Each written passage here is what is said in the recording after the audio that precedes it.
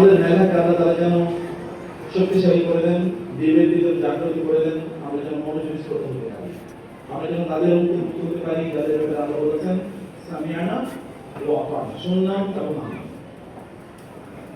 রব্বি ইশরাহ লি সাদরি ওয়া ইয়াসসির লি আমরি ওয়াহলুল উকদাতাম মিন লিসানি ইয়াফকাহু কওলি। রব্বি জিদনি ইলমান, রব্বি ইয়াসসির ওয়া লা তু'আসসির ওয়া তাম্মিম খায়র। সম্মানিত ভাইরা এবং বোনেরা, আমরা আমাদের সন্তানদেরকে সেরা জায়গায় নিতে চাই। এর মানে কি? এর মানে আমরা মনে করি ভালো রেজাল্ট, নামি দামি স্কুল কলেজ ইউনিভার্সিটি তারা ভর্তি হবে, তারা বিদেশে যাবে, বড় চাকরি করবে, তাদের সুন্দর বাড়ি গাড়ি ফ্ল্যাট ইত্যাদি থাকবে, অনেক ডিগ্রি থাকবে, অনেক স্কিল থাকবে। এগুলো কেবলমাত্র আমরা তাদেরকে সেরা স্থান বা সফল বলে আমরা মনে করি। এগুলো কোনোটাকে আমি খারাপ কিছু বলছি না, এগুলো সবই প্রয়োজন, সবই জরুরি, কিন্তু এগুলো কেবলমাত্র দুনিয়ার মাধ্যমে।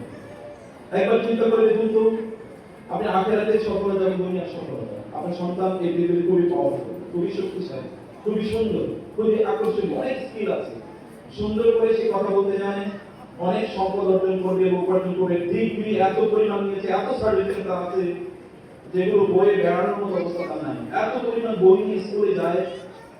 আপনি এগুলো দেখে খুবই গর্বিত, এবং প্রত্যেকটা ক্লাসে বা কোর্সে সে ক্লাস পাচ্ছে, খুবই আউটস্ট্যান্ডিং রেজাল্ট, বেস্ট পারফরমার, সব কিছু আছে, কিন্তু কেমন দিনে সে জানতে পারছে ফেরেশতারা আপনার সামনে ফেলে গেলে তাকে জানাতে মিলে যাচ্ছে। আপনি কি সেটা সহ্য করতে পারবেন?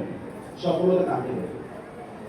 আপনার সন্তান প্রচুর পরিমাণ ডিগ্রি অর্জন করেছে, কিন্তু দুর্নীতি দায় সে দায়ী, অথবা ব্যাংক লুট করেছে, অথবা মানুষকে হত্যা করেছে, মানুষকে গালিগালাজ করেছে। স্কুলের বাচ্চা এসে অথবা উস্তাদরা শিক্ষকরা আপনার সন্তানের ব্যাপারে অভিযোগ আপনার কাছে দিয়েছে, মারামারি করেছে, আরেকজন মাথা ফাটিয়ে দিয়েছে, অথবা গালিগালাজ করেছে। আপনার কাছে সফলতা কাকে দেয়? সফলতা কোনটা?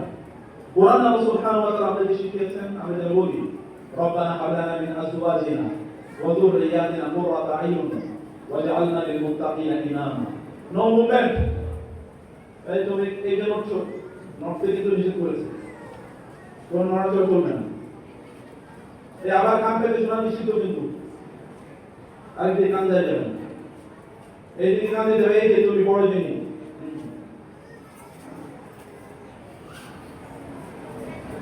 আল্লাহ তাআলা বলেছেন রব্বানা হাব লানা মিন আজওয়াজিনা ওয়া যুররিয়াতিনা কুররাতা আইয়ুন ওয়াজআলনা লিল মুত্তাকিনা ইমামা। আল্লাহ বলেছেন ইস্যু আমরা যেন বলি রব্বানা হাব লানা, এই আমাদের রব আমাকে দিন, দান করুন, হাব লানা হেবা, দান করুন, মিন আজওয়াজিনা ওয়া যুররিয়াতিনা, আমাদের স্ত্রী বা আমাদের স্বামীদের মধ্য থেকে, ওয়া যুররিয়াতিনা, যুররিয়া মানে একেবারে পিঁপড়ার মধ্যে ছোট বাচ্চারা আছে না, পিঁপড়ার মধ্যে যেগুলো একেবারে কচি বাচ্চারা, তাদেরকে যুররিয়া বলা হয়।